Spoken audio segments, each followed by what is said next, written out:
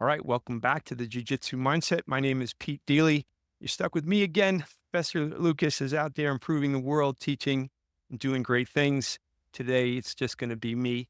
I'm pretty confident he is drinking submission coffee, though, keeping his day caffeinated. You can get your subscription at the jujitsumindset.com. I'm glad to send you out your bag every month from there as well. The divine continues to be good to us. We get to talk to great people every week, and this week's no exception. So I'm very grateful for Professor Steve Kwan joining me. Thank you, Professor Steve. Thank you very much.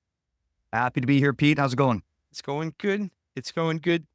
We have a lot of things to talk about. I think you have a lot of interesting and very unique perspectives, and I'm going to be excited to talk about those. But I am curious about where your life would go if it wasn't going to go down the road of being a jiu-jitsu professional. Because we like to start with that because jiu-jitsu is such a passionate journey for many of us. But some people get a chance to take that road and that's what they do and other people don't. But if it wasn't this, where would your life have gone?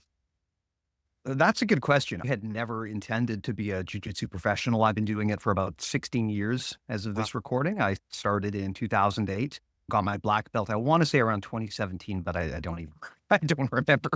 And for me, jiu-jitsu was always something that started off as a hobby, and it's just a hobby that I committed to for a very long period of time. Back in 2019, my brother and I launched BJJ Mental Models, which is probably what I'm best known for.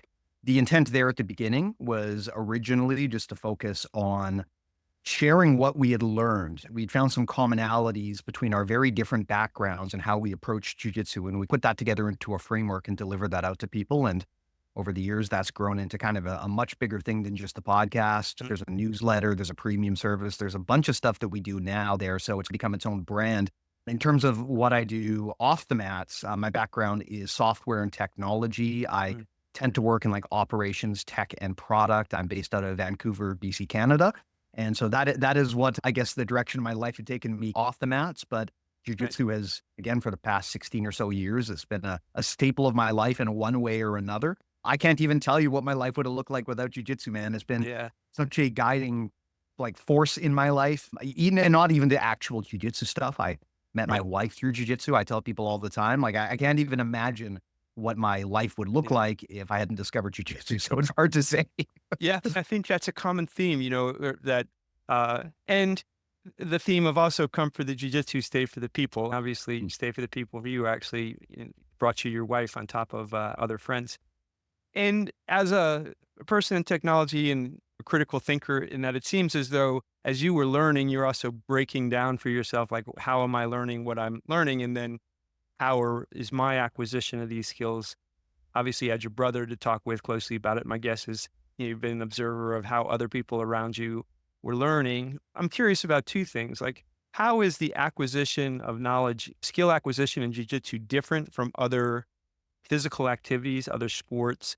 And then what do people get wrong about the acquisition of skills from your point of view? So this is an interesting question. There's kind of two layers to it. I guess the first layer is, what does jujitsu have in common with general skill acquisition? Hmm. And then the second is, what does jujitsu have in common specifically with physical movement and sport skill acquisition? And I can talk a bit about the latter part. I am not an expert by any means, but just through the conversations that we've had and we've recorded and published, I can maybe get into that a bit. But for me, the most interesting thing is what jujitsu has in common with general skill acquisition. I never would have thought when I started this that there would be commonalities between the things that you do at work versus the things that you do on the mats, or the way that you interact with your friends and family versus the way that you roll on the mats when you're training. Something that people have been talking about this for thousands of years, the commonalities between martial arts and other walks of life. There's business executives who will just cringefully quote Sun Tzu and all sorts of things. And I used to always think that was ridiculous. But once you get to a certain part in a certain level in jujitsu, you realize actually there is tremendous commonality between how you learn jujitsu and how you would learn anything else, as well as how you conduct yourself, how you make decisions. The one big thing that I realized is, although jujitsu is a physical sport, there's a lot of similarities in terms of how you make good decisions versus other walks of your life. And Hmm. I started to realize that a lot of the mental models that I used at work were equally applicable for jujitsu and could even sometimes be refined based on what I learned in jujitsu. And that was the beginning and the genesis of how we started the product as we have it now. Just this realization that there are mental models that are help you make better decisions and transcend different walks of life. And we can get into that if you want. But to get into the second part of your question on the physical sport side of things, again, I'm not a like pro athlete in any other sports. I am not a sports psychologist or researcher. Right. But the one thing that currently is being explored in jujitsu is whether we can draw lessons from a lot of the other sports, which are more developed, right? People have been wrestling for thousands of years.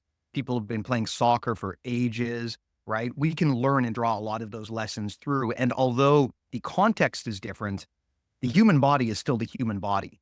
And so there are many things that jiu-jitsu coaches are now starting to adapt from other sports that kind of help athletes be more efficient in how they develop skill versus the way that maybe things have been traditionally done. So it's a complicated answer, but the short answer for both of these is there's a lot of crossover.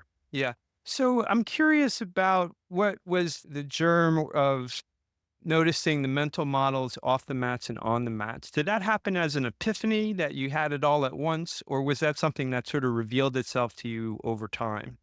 Revealed itself to me over time. I guess the big thing that almost everyone who trains jujitsu will agree on is one of the cool things about jujitsu is that you get feedback really fast, right? If Yes. I'm rolling with someone and I make a mistake, I will know that I made a mistake immediately. There is no question. I may not necessarily know the solution, but at least once I've identified the mistake, I can work towards finding that out, right? Whereas in real life, does that really happen? The example I give is if you are working at a job and your biggest dream is to get a promotion, can you really trust that you will be getting the feedback that you need to actually reach that level? Because in the real world, we are not always incentivized to give people honest feedback or timely feedback. Yeah. I wish we were, but the reality is if everyone's had a terrible coworker in the past, right? Did you ever really sit that person down and explain to them why they're awful and why they should be better? Probably not. So Right. there's a lot of people out there who just never get the growth feedback they need to be better.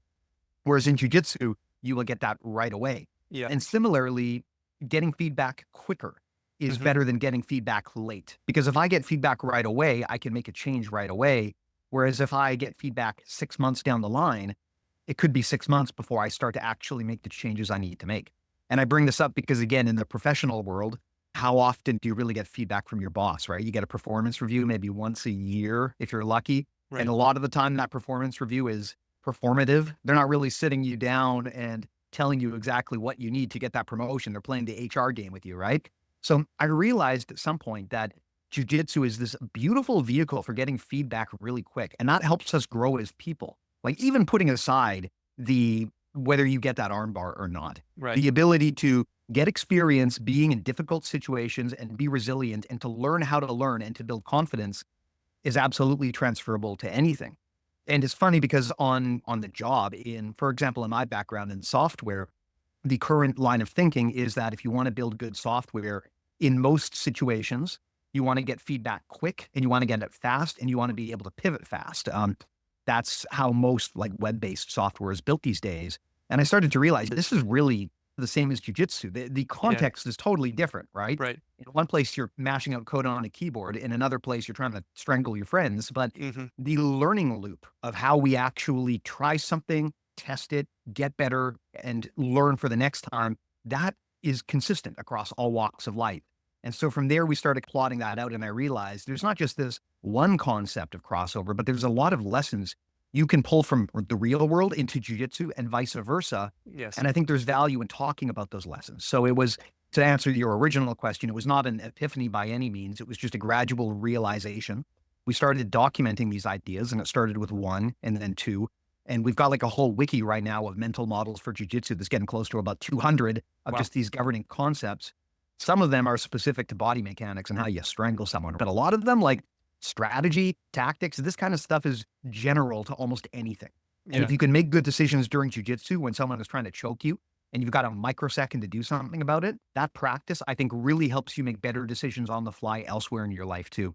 Yes. Yeah, we talk a lot about that. I consider it a stress inoculation when that this in most all of the gyms that I've been aware, touched foot in. Generally safe. So this feedback loop of things going fast keeps the training partner safe. And it also, I think, um, prevents in a good environment, at least, ingraining the bad habits because you're stopped quickly in doing something wrong, right? So if somebody is helping you move from this isn't working, you've done this 3 times and we've ended up in the same position 3 times. There's a lot of clarity to that. And I think I couldn't agree more in terms of the rest of our lives. It's the opposite. There's nothing but ambiguity for so many professional situations for sure, where there isn't much incentive to have difficult conversations because not a lot. The proof points are different. What I find about training jujitsu is there's a level of honesty that's required, that if you're not going to adhere to that principle, you're going to get hurt. That's what's been the most surprising sort of model that's come to you. What's been a linkage that you stumbled upon that had you not been thinking along these lines, you would have been, no way, that doesn't make sense, but actually does make sense. When we organize our thoughts at mental models, like broadly break down our ideas into 4 main categories, right? You've got Okay. mechanics, which is how does my body work relative to your body? And that is mostly relevant to jiu-jitsu specifically, right? Maybe you can draw some of those lessons to other sports, but we're talking about body mechanics, right? These are not things you're likely to pull into work if you're an accountant. But beyond that, we also talk a lot about strategic concepts. How can we learn to make better decisions? And this stuff is going to be applicable regardless of what you do in life. I also like to talk about how to learn, right? Learning how to learn is a skill set. How does the brain work? How do we really actually go outside of our comfort zone and do the things that we always say we should and reinforce that learning so that we don't just forget it? And then I guess the big surprise for me was realizing that so much of jujitsu is about the social experience, and we have to talk about that. And we often don't. You will hear old ass black belts like myself, I guess I can call myself, who would talk all the time about jujitsu is about family and community and friendships. And all the white belts are like, oh, whatever, grandpa, I'm here to learn arm bars. I don't care about that. But there's a few things that are inevitable on everyone's jujitsu journey, right? One of them is you're probably going to get a black belt if you stay long enough. The other one is you're probably going to develop an old ass slow pressure game if you stay around long enough. And then the third one is you will turn into one of those people who loves the community side of jujitsu. When you listen to young people podcast about jujitsu, they're always talking about like technical details. But when you listen to the old guys, like the red belts and the coral belts, they're always talking about like the spiritual meaning of the sport and how much they love the friendships and the connections. And there's a reason for that. Yeah. Because after you've put in thousands of hours of rolling and you've tapped and you've been tapped thousands of times, all of that kind of fades away as somewhat unimportant. And you realize that it is the imprint that's left on your life that is more critical. So one of the big things that we talk about on mental models that not really, I don't know many other people who do in detail, is the social side of jiu-jitsu. So how do you engage with the people in your gym and build those relationships? How do you support your team members when they're struggling or they're feeling down? If you are a coach, how do you build a gym culture that brings out the best in the people and really delivers on the promise of jiu-jitsu, which is that it improves people's lives? Because I think we could probably agree that if done, that's what jiu-jitsu is supposed to do, right? It's supposed to make us better, but it doesn't always. There's a lot of gyms where people show up and they tear their ACL in the first week and they never come back again. We haven't improved that person's life. So how do we change the culture so that becomes more consistently the experience of new people? And then beyond that, how do you as a practitioner learn if you're in a good gym or a bad gym and what can you do about it? Yeah. So those kinds of social outlets and social concepts, how we interact with the world around us are, I think, a very under-discussed area of the sport, which is something we always try to make sure we touch on. Yeah. Yeah. And I think as with gym owners listening to this, the business component of having a gym is that get people to stay. You have to build a community over time. Strong relationships don't happen in an afternoon. They happen over time. And I feel like those places that you go into and people have known each other for many years there, they feel a certain way versus a gym where people are coming in and going all the time. And they're staying, yes, they're getting better at jiu-jitsu, but I couldn't agree more. They're staying, I think, for the people.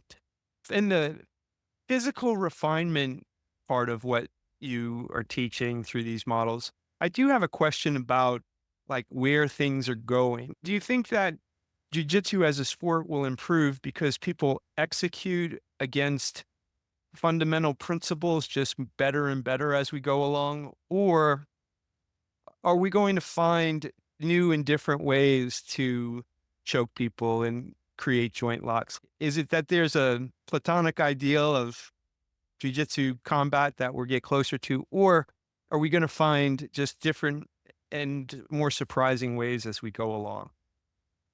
Yeah, I can weigh in here on opinion, but of course I'm not Yeah, I don't have a crystal ball. Like I can't say for certain, but of my course. feeling is that we should always be trying to make sure that the next generation is better than our generation was. And I think you Right. see that happening, right? People all the time ask about what would happen if someone took prime Hickson Gracie and sent them forward in the future 30 years. Like, how Yeah. would they stack up to the modern athlete? That's all hypothetical. But if you watch competition footage, I think most people would conclude that the skill level of the overall practitioner, especially competitors, has gone up dramatically over over the last several decades. And this is a pattern that we should really we should hope to see in pretty much every sport, right? And if you take a look at sports that have a more measurable way of determining who's best, right? If you're trying to figure out how fast can you run or how far Right. can you jump, right? These are things where we can measure these quite objectively. And we do see that people get better at this over time, right? If we were to take like a pole vaulter from Mm. the 1930s and bring them into modern day America, I am pretty sure that they would get their ass handed to them by everybody. And I can't prove it, but I suspect the same thing is the case with jujitsu. And we should hope that that happens. We should hope that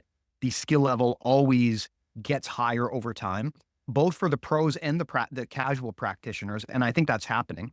Yeah. And I think the way that you continue to make that happen is by bringing more people into the sport. Not everyone is going to become the next world champion. And you can't even really truly control who that's going to be. Some people are just naturally more Right. gifted at jiu-jitsu. Some people, they don't seem that gifted, but then one day they just become amazing, right? It's hard to know.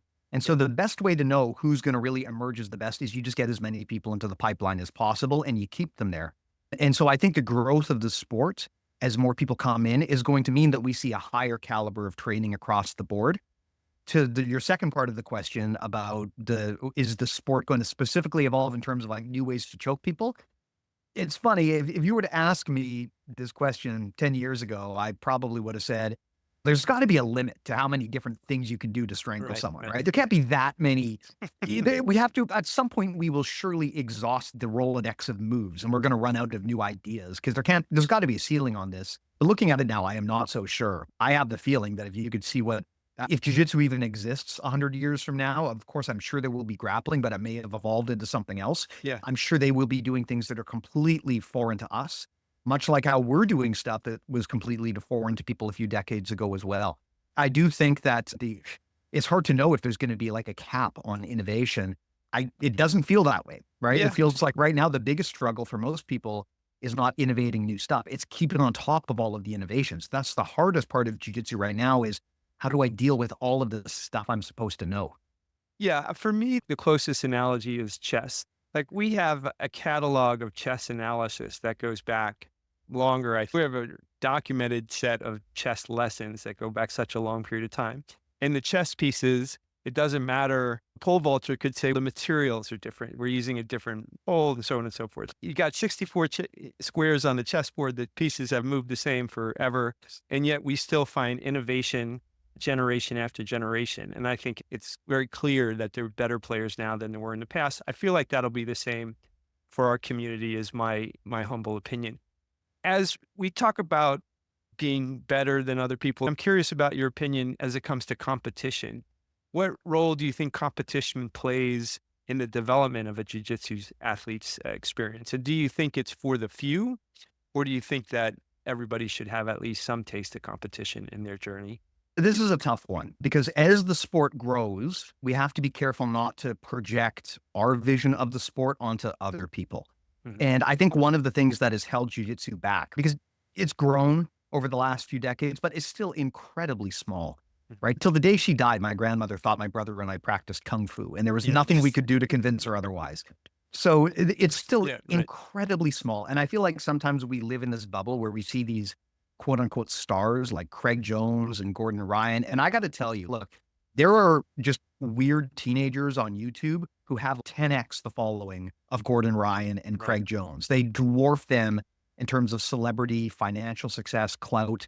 The biggest star in jiu-jitsu is a micro celebrity in the grand scheme of things. It is a small backwater niche sport at this point in time, right? I think the thing that we need to be careful of is telling people exactly what jiu-jitsu needs to be and trying to imprint that, because we make the sport smaller if we do that.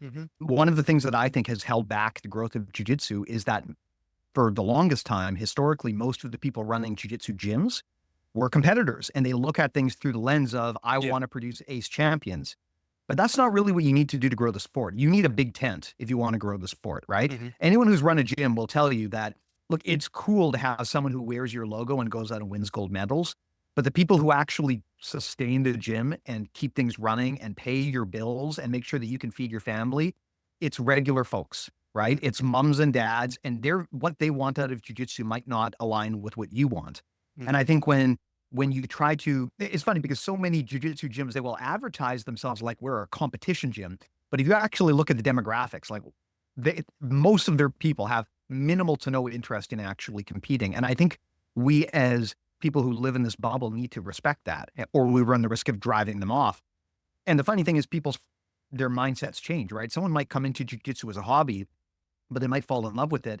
And by the time they're a purple belt, they might have switched over to be a full-time competitor. They may become the best in the world. You never would have had a chance to access that person if you drove them off as a white belt because you tried to force them into doing something that they weren't yet interested in doing. Yeah. So I think there's really no question that if you individually want to be the best possible athlete and competitor and grappler you can, you need to have experience that is as close to realistic combat as possible. And competition is the best, most consistent way that we have to do that reliably and sustainably over time.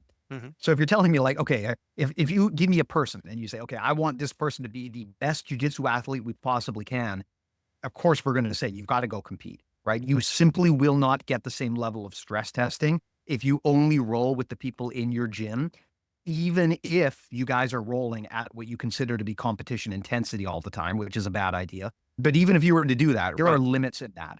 Competition is the best way to get individually better at jiu-jitsu.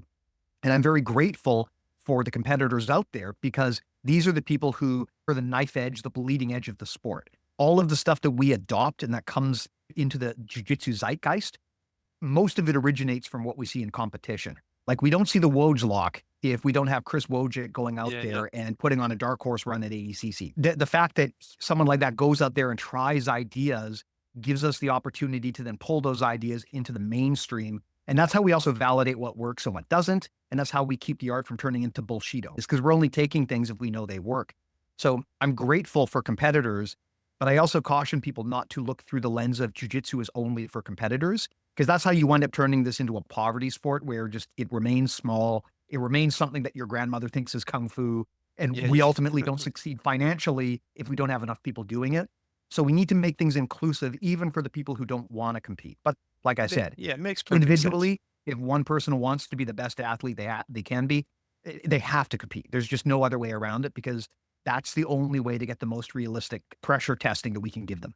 Yeah, it makes perfect sense to me. I think my point of view on this topic comes through competing in my friendly local competitions being a real psychological test for me to go and do something that is intimidating to me, that has a way in which I could feel embarrassed to go do it and to go do it anyway. When we talk about transferability of experiences, that ability to face being uncomfortable, like that's part of the thesis of this podcast, get comfortable being uncomfortable, has utility in lots of areas of your life. Do you have a role or a competition or a fight in your memory that if I say, hey, what's your most memorable role or fight, what comes to mind? For me, or just like For in you. the context of jiu-jitsu in general? No, your own experience there. You got anything that comes to mind? Not really. It all just blends together over time. Okay. For me, I don't really compete. It's never been something that interested me personally. Like I said, I respect it. Right. But for me, jiu-jitsu has always been something that I enjoy and it has a place in my life, and that's a defined place. Yeah. And I don't want it to overtake too much of my life or my personality. When I was a white belt and people were talking about competition, I just didn't really see the point, right? For me specifically, it didn't interest me. It wasn't something that I was like, oh boy, I'm really excited about doing this. I agree with you Yeah. completely that we should try to do things that push us outside of our comfort zone. Right. Jiu-jitsu in itself is an activity like that, right? Even Sure. if you don't compete, you're probably putting yourself in a position that's so scary that 99% of people will never do Yes. something like that. Right. And then 100%. and then competition is like one level deeper on that. So Mhm. again, I'm not saying that we shouldn't do it, but for me, it never appealed to me at the beginning.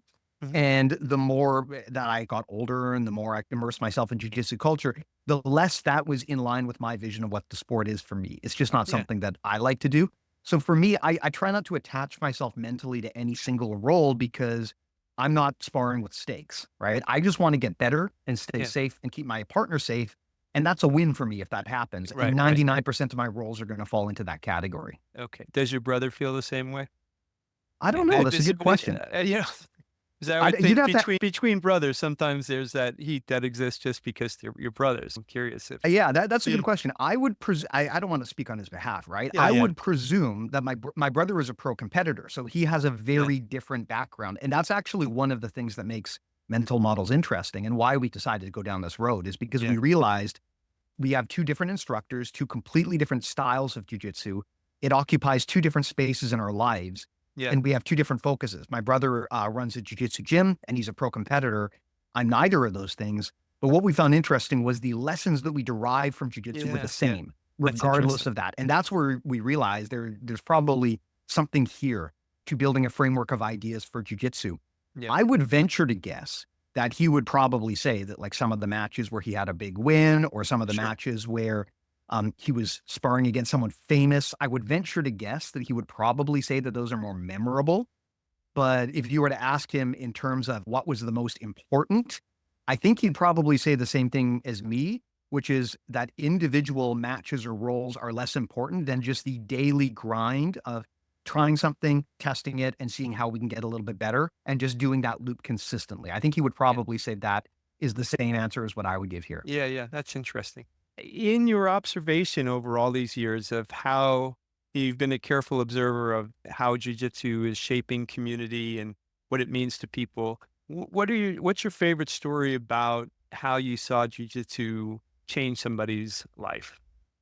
Okay, that's an interesting question because I don't want to dox anyone here or share anything Okay, all right, overly yeah, yeah, personal. But the most important stories that I would hear probably come to the situations where jujitsu added something to a person's life that wasn't there before. I know a lot of people who felt like they never belonged anywhere until they yeah, found jujitsu, or people who maybe they found jujitsu and they loved the sport but didn't like the crew they were with. mhm, And there was just a culture mismatch. And then once they found the right community, that really unlocked things for them. I also know a lot of other people, and I'm hesitant to even say this, but okay, I know a lot of other people who claim that jujitsu helped them overcome things like addiction or trauma, or yeah, at least it was a tool that they could use on the process of doing so. I'm always very hesitant to talk about this stuff because people in jujitsu get way too dogmatic about jujitsu is my religion, jujitsu saved my life, jujitsu is therapy. That is all not really true, right? Jujitsu is not therapy. It is not a tool for recovering from addiction, right, but it can be therapeutic and it can help yeah, on yeah, that process. And I know many people who have told me that they felt motivated to eat better, to dispense of or to get rid of vices, to try to live healthier because they wanted to perform better at jujitsu, right? And it yeah, was yeah, frustrating to them that, look, I'm a smoker and I have no gas tank. And so that sucks. So that's one more reason why I should probably quit.